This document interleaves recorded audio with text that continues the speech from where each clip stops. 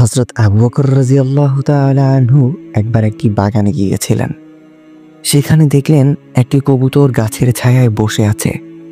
তিনি দীর্ঘশ্বাস ছাড়লেন, বললেন, পাখি, কতই না শান্তিতে আছো তুমি। খাচ্ছ, পান করছো, গাছের ছায়ায় ছায়ায় বিচরণ করছো। এরপর আখিরাতে তো তোমার আর হিসাব দিতে হবে না। হায়, আবু বকর যদি তোমার মতো হতে পারত।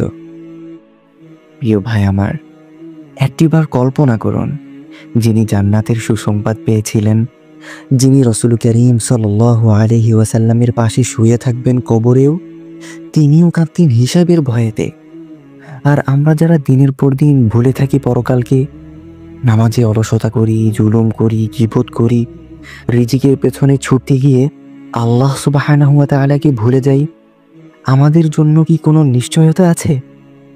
হায়, যদি আমরা এমন হতাম যে জীবনে প্রতিটি আমল হতো উদ্দেশ্যপূর্ণ, যেখানে চোখের পানি হতো গুনাহ মাফের মাধ্যম, যেখানে আমরা চাইতাম কবুতরের চেয়েও বেশি শান্তি, জান্নাতের চিরন্তন শান্তি।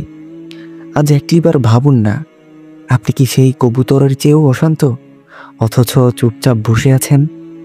নাকি আজ থেকেই আপনার অন্তর কাঁপবে আল্লাহর সামনে দাঁড়ানোর ভাবনায়? হযরত আবু বকর রাদিয়াল্লাহু তাআলা আনহু জান্নাতি হয়েও নিজের হিসাব নিয়ে শঙ্কিত ছিলেন। আর আমরা নিশ্চিন্ত হয়ে আছি কেন? আসুন এখনই ফিরে আসি রবের পথে।